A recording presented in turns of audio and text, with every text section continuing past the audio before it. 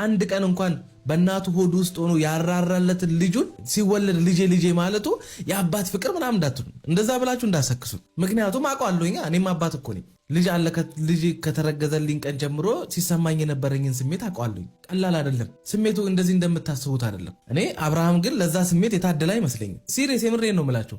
አሁንም ልጄ የሚለው ማምለጫ መንገድ አድርጎት እንጂ ልጁን መጠቀሚያ አድርጎት ከሰው አፍ ለማምለጥ እየተጠቀመበት ነው እንጂ ልጄ የሚለው ቢያንስ ከሷ ጋር ተለያይቶ ልጁን እንኳን አረሳም፣ በልጁ እንኳን አይጨክንም ለመባል ልጁን የሱ ገጽታ መገንቢያ ወይም ደግሞ በልጁ ስም ሰላም የሆነ አለ አይደለ የሆነ ስም ራሱ ላይ ለመገንባት ፈልጎ እንጂ እኔ አብርሃም ለልጁ ራርቶ ነው ልጁን ስለሚወደው ነው ምናምን የምትሉ ሰዎች እኔ እግዚአብሔር ይርዳችሁ፣ ደርሶባችሁ እዩት ይሄንን ነገር ምን ያህል ስሜቱና ፔኑ ከባድ እንደሆነ ትዳር ውስጥ ገብታችሁ አስቡት። በእናትና በአባት ፍቅር ልጅ አሳድጋለሁኝ፣ የተባረከ ባል ሰጥቶኛል፣ ከጎኔ የሚቆም በየትኛውም ጊዜ የማይለየኝ፣ ብሳሳት የሚያርመኝ፣ ገበናዬን የሚሸፍንልኝ፣ እንደ አባት እንደ ወንድም ሆኖ መከታ ሆኖ አብሮ ሊኖር የሚችል ባል አግኝቻለሁ ብላችሁ የገባችሁበት ትዳር ውስጥ ያላሰባችሁትን አይነት ሰው ስታገኙ፣ በእርግዝናችሁ ወቅት የማይራራላችሁ ሰው፣ በሰው ፊት የሚያንቋሽሻችሁ፣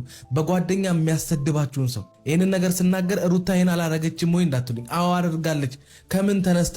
ክፉ ባልንጀራ ጥሩን አመል ያጠፋል ይለናል እኮ መጽሐፍ ቅዱስ። እንኳን ክፉ ባልንጀራ የሆነባት አብርሃም ነው። መጥፎ አመል ውስጥ እንድትገባ ተናጋሪ ወይም የማይሆኑ ጥፋቶች ውስጥ እንድትገባ ያደረጋት አብርሃም ነው። እልህ ውስጥ የከተታት አብርሃም ነው።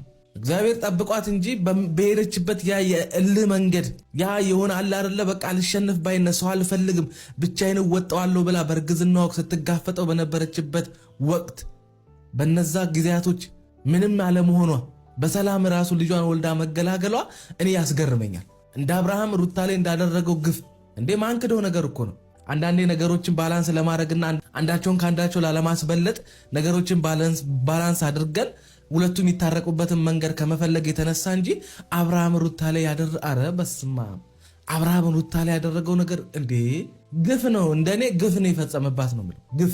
እንዴት ነው የምትደግፉት? ሰው ትዳሩን እናንተ ራሱ እንዴት ነው ሰው ትዳሩን ጥሎ ወደ ሌላ ሴት ሲሄድ እንዴት ነው የምትደግፉት? እናንተ በሩታ ቦታ ብትሆኑ ከሷ አትብሱም ወይ? የምሬን ነው። ከሷ ብትብሱ እንጂ አታንሱ። ዛሬ ላይ ልጄን ይዤ እናቴ ጋር ልሂድ ማለቷ የሁሉ ጣጣ የሁሉ ነገር ማስነሳት፣ ለምን ደግሞ እንደዚህ የሆኑ እንዳለ ለምን እንደዚህ ተሰብስበው እንደመጡ አሁን ቀጥሎ ነግራችኋለሁ። እዚህ አልተመቸኝም ስትይ ተከራክተሽም ኖረሻል። ግን ዛሬ ላይ አሁን የሆነ አንድ ስቴፕ ወይም ደግሞ እሱ የሆነ ነገር አለ በሚል ሰዓት በልጁ እንደማይደራደር ታውቂያለሽ። እሱ መሀላችሁ ላይ እኔ እንዲሆን የምፈልገው ምንድን ነው በቃ ተለያያችሁ አይደል ብለን በጣም ብዙ ነገር ብለን አብራችሁ መሆን አልቻላችሁ።